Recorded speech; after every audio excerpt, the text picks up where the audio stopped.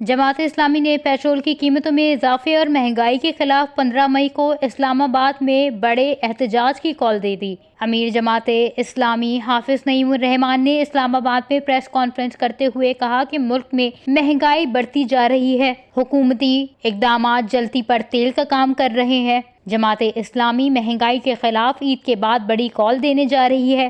اس سے قبل 15 مئی کو اسلام آباد میں مہنگائی کے خلاف بڑا احتجاج کریں گے، جہاں آگے کے لاہے عمل کا بھی اعلان کریں گے۔ ہڑتال اور پہیہ جام کا آپشن بھی موجود ہے۔ حکومت کو عوام کے حق پر ڈاکہ نہیں ڈالنے دیں گے۔ حافظ نعیم الرحمان نے مزید کہا کہ پیٹرول کی ایکس ریفائنری قیمت 271 روپے بنتی ہے، باقی رقم ٹیکسز اور لیوی کی مد میں عوام ادا کرتی ہے۔ اس لیوی کا پیٹرول کی قیمت سے کوئی تعلق نہیں ہے۔ حکومت صرف ٹیکس کے اہداف کو پورا کرنے کے لیے لیوی کو استعمال کرتی ہے۔ ٹیکس کے اہداف اور IMF کے احکامات پورے کیے جا رہے ہیں۔ انہوں نے کہا کہ بھارت اور بنگلہ دیش میں پیٹرول کی قیمتیں نہیں بڑھی، کیا جنگ کے اثرات صرف پاکستان پر ہی پڑ رہے ہیں؟ فروری سے اب تک LPG کی قیمتوں میں 100% اضافہ ہوا، کسی شعبے میں حکومت کی گورننس نہیں آتی۔ حافظ نعیم الرحمان کا یہ بھی کہنا تھا کہ مہنگائی کے خلاف تحریک کو جماعت اسلامی لیڈ کرے گی،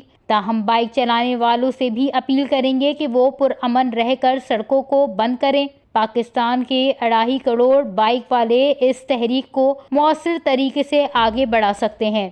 وش نیوز، کراچی۔